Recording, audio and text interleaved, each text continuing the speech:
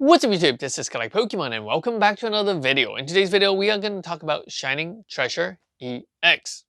So for those of you that haven't heard, Shining Treasure EX is a Japanese special set that is the third in a series that will be releasing on December 1st. What do I mean the third in the series? Well, the first one was called Ultra Shining GX, which was our Hidden Fates. Followed by one set that I've opened a lot of on this channel is the Shining V, Ultra Shining V. And now they have this called Shining Treasure EX.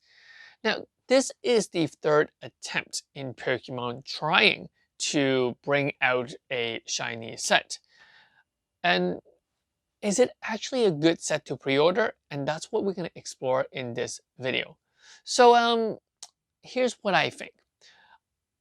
In simple terms, I think it is a good set to buy right now. Okay, the booster box are actually selling for around 85 to 95 US dollar, which is really not bad for a new shiny set. Why do I say it is really not bad? Because if you really think about it, you know, these crabs was selling for 150, 130, 150 US dollar, you know, for a booster box on release date and or even on pre-order. But now they're only selling for 90, 85. You know, that's really not bad in comparison to other what I find inferior set to this set. Another thing was that, you know, if you recall the price of Ultra Shining GX followed by Shining Star V, those two sets at release, they were around that price. They were around that 70, 80-ish dollar. So, I mean, given the current market and mentality of Japanese Pokemon cards, I think that 85, 90 dollar is really not bad at all. Now, these special sets have aged really well overall. I mean, we even see VMAX Climax. You know, this box was actually going for $60, $70 a box when, you know, the reprint came out. And now they're sitting at 160. V-Star Universe, even after the reprint come out, they're now sitting at around $90 to $100. So this actually had a reprint as well, but now they're sitting at 500 US dollar. So what I'm trying to say is that special set, you can't really go wrong with special sets. But the question is, when do you want to buy it? Remember the video on opportunity cost? You know, in my mind, I'm thinking that, okay, if I have to hold up my money, so this set, like any other set, will be printed for a year. So we're going to see booster box after booster box after booster box drop after a few months, just like V-Star Universe, just like VMAX Climax. Now, if I've spent $100 on a V-Star Universe booster box a year ago, I would still be able to buy some at $100. So technically, I've held off that money that I've stored on V-Star Universe for a year. Could I have spent that money elsewhere? Maybe.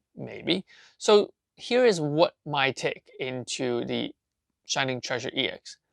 I would buy some. I would buy a case or buy 2 cases. I would not excessively buy on this because I don't think that the price of this booster box will move anywhere anytime soon. It will hover at that 100 to 120 US dollar price range.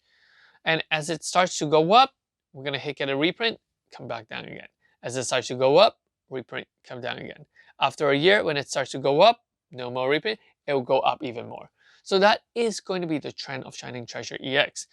And in my opinion, what do I think about Shining Treasure EX? Is it, you know how Magic the Gathering, when they release certain good set, the follow-up, the sequels is always worse and worse and worse. This one, I think it's a little different. Yes, Hidden Fates was the best set of Ultra Shining GX. Shining Star V just kind of hovers there. And then do we think that this Treasure EX is going to down, or is it going to back up again? And I think that it is actually going back up again. The Pokemon card selection, the choices of Pokemon chosen in this set, it's very popular. You know, we have the Charmander, we have the Pikachu, we have the Mimikyu.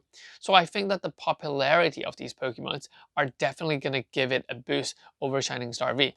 Because a lot of the VMAX cards here, you know, they're not really popular Pokemon. Yes, there's Ditto and stuff, but then there's also a lot of them that are not as popular. So I do think that, you know, this set will do better than Shining Star V in the long run. And I think that, you know, the artwork, the Shining artwork, is they're finally mixing it up a little, because Ultra Shining GX, the holographic pattern onto that, and Shining Star V are very similar. So I think that, you know, with this kind of new holographic star-like thing that they're doing, I think it's going to make this set much more interesting. Now, this is talking about sealed products, but if you don't want to buy the sealed products, I do believe that the single cards are going to be dirt cheap. So if you want, you could wait until the release of the set, and then you will see single cards dropping right down. And that's when it's a good time to pick up a lot of the baby shinies. Because I do believe that each booster box will contain 3 baby shinies and, you know, 1 GX card. So it's really not worth opening the box if you really want cards only. If you want the box, I mean, if you want the cards, just buy the cards. If you want to hold a box seal, then buy the box.